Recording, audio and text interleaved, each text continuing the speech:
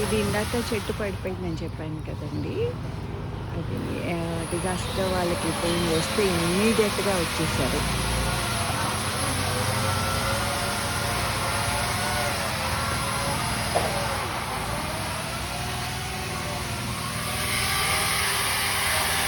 ఈ టీమ్ అందరూ వచ్చేసారు.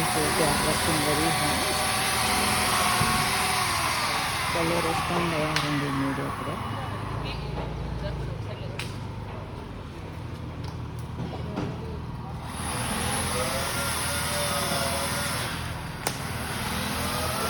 మన పెద్ద పెద్ద కొమ్మలన్నీ కూడా బ్రేక్ చేసేసి సో క్లియర్ చేస్తున్నారన్నమాట.